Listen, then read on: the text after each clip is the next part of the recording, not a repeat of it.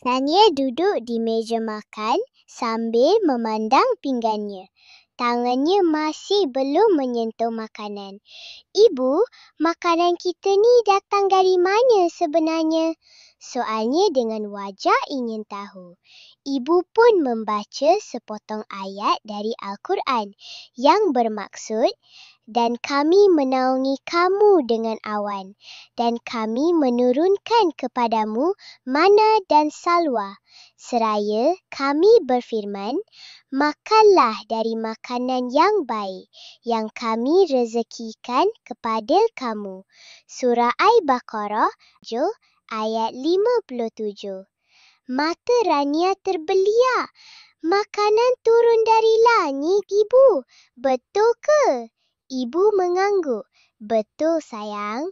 Dulu, waktu Nabi Musa alaihi salam membawa kaum Bani Israel merentas padang pasir, mereka lapar dan haus.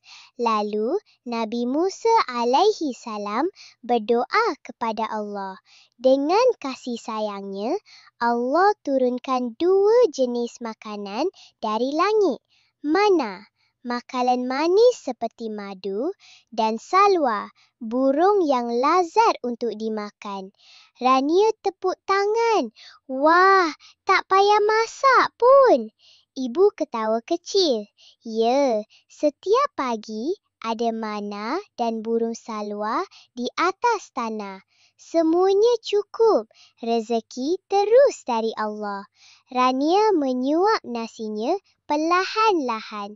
Mereka mesti bersyukur kan Ibu?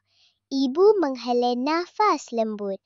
Ada yang bersyukur, tapi ada juga yang merumut dan minta makanan lain.